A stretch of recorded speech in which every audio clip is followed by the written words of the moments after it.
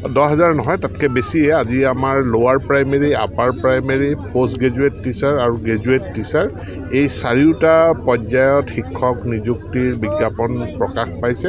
আৰু গতিকে মই যিসকলৰ যোগ্যতা আছে, অৰ্হতা আছে, তেওঁলোকক আবেদন কৰিবৰ কাৰণে অনুৰোধ জনাইছোঁ। আমাৰ গ্ৰেজুৱেট টিচাৰ আৰু পোষ্ট গ্ৰেজুৱেট টিচাৰৰ ক্ষেত্ৰত টেট কাম ৰিক্ৰুইটমেণ্ট পৰীক্ষা অনুষ্ঠিত হ'ব। আৰু যিসকলে ইতিমধ্যে টেট পাছ কৰিছে, তেওঁলোকৰ DLED আছে, তেওঁলোকে আবেদন কৰিব পাৰিব LP টিচাৰ, UP টিচাৰৰ ক্ষেত্ৰত। ইয়াত বিধিসন্মতভাৱে সম্পূৰ্ণ নিকাভাৱে মেধাৰ ভিত্তিত বাছনি হ'ব আৰু সেইমতে নিযুক্তি হ'ব। গোটেইখিনি ৰেগুলাৰ পোষ্ট, কোনো কণ্টেক্সুৱেল পোষ্টৰ এডভাৰ্টাইজমেণ্ট হোৱা নাই।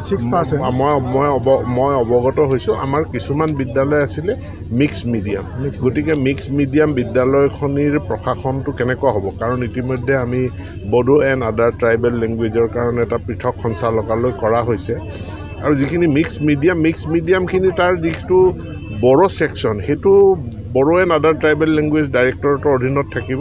আৰু অন্য যিটো অসমীয়া মিডিয়াম, সেইটো আমাৰ নৰ্মেল সঞ্চালকালয়ৰ অধীনতে থাকিব। সমগ্ৰ অসমতে ক'ৰবাত বাতৰি আহিছে, ক'ৰবাত বাতৰি অহা নাই, কিন্তু আমি কৈছোঁ এটা নিয়ম শৃংখলাৰ মাজেদি শিক্ষা বিভাগটো পৰিচালনা হ'ব লাগে। গতিকে বিদ্যালয়সমূহৰ কাৰণে এখন স্কুল ৰুল বুক প্ৰস্তুত কৰা হৈছে, মানে বিধি পুস্তক।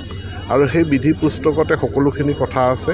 ইয়াত মই ৰাইজৰ, অভিভাৱকসকলৰ সকলোৰে সহায় সহযোগিতা কামনা কৰিছোঁ, যাতে নিয়ম শৃংখলাৰ মাজত আমাৰ বিদ্যালয়সমূহ পৰিচালিত হয়। সকলোৱে আপুনি কওক যে আপোনাৰ ল'ৰা ছোৱালী যদি বিদ্যালয়ত পঢ়ে, সময়মতে শিক্ষক বিদ্যালয়লৈ অহাটো আপুনি বিচাৰে নে নিবিচাৰে? কোনো অভিভাৱকেইটো নিবিচাৰোঁ বুলি ক'ব নোৱাৰে। গতিকে সময়ত ছাত্ৰ ছাত্ৰীও আহিব লাগে, শিক্ষক আহিব লাগে, আৰু যিসকল অন্যান্য ষ্টাফ আছে তেওঁলোকো সময়মতে বিদ্যালয়লৈ অহাটো